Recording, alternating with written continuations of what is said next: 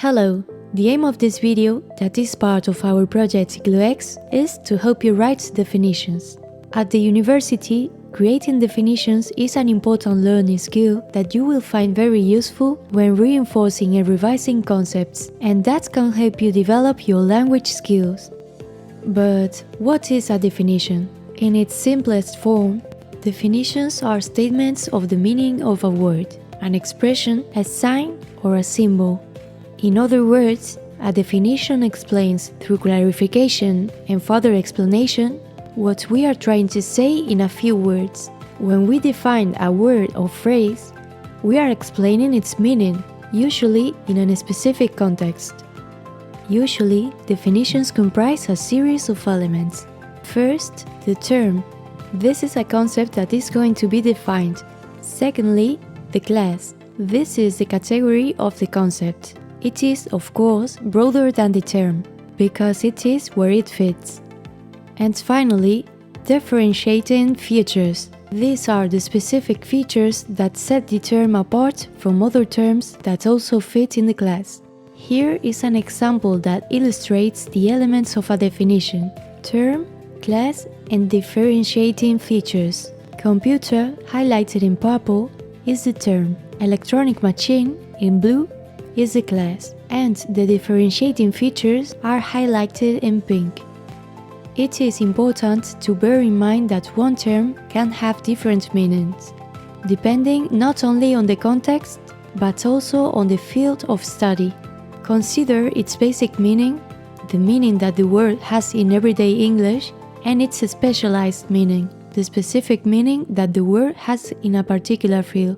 However, even though these definitions may seem different, there may be a connection between these two meanings. In your assignments or tests, you may be asked to provide definition of key concepts. How can you do this? First, you need to become familiar with the most common ways to define.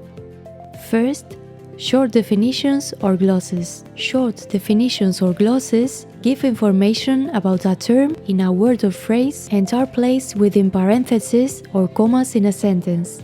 They can also be phrasal definitions, signaled by devices such as i.e. or phrases such as known as, defined as, and called.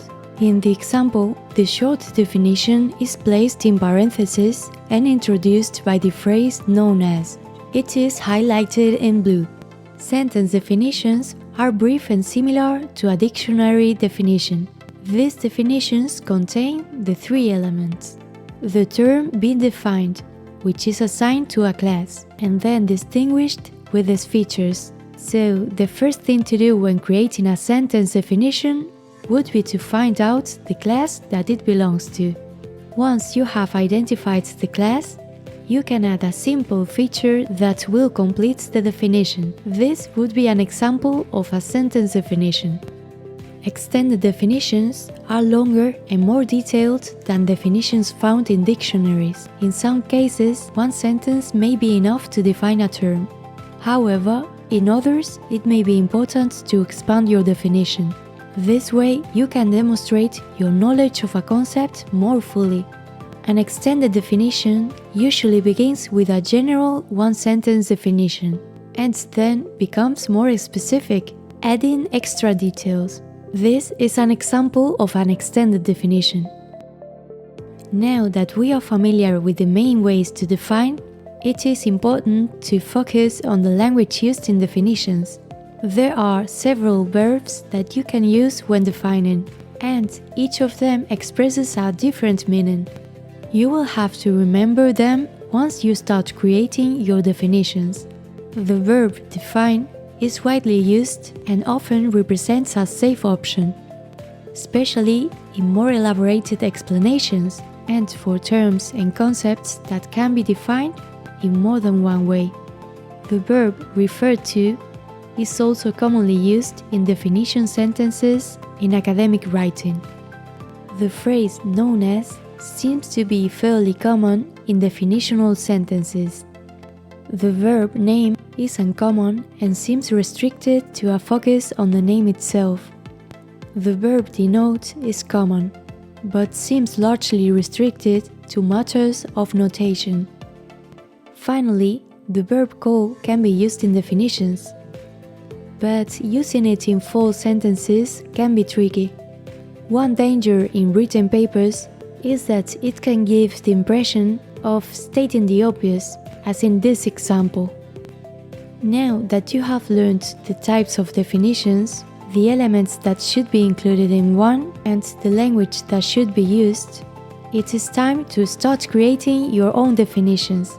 Here are some tips that you can follow that will make the process easier. Try to remember these tips when you are writing your definitions. Include all the elements in your definitions. Remember to add extra details in extended definitions. Analyze the term you are going to define. If it is a noun, can you put an article before it? Is it a proper or a common noun? Think about the class that it belongs to.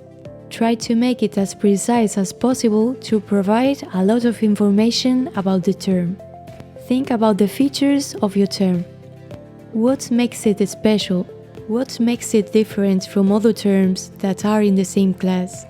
Finally, provide the most accurate language possible. Avoid including the term in the actual definition.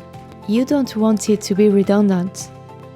We hope that you have found this video useful. Thanks for watching, and remember, you can check our channel for more information.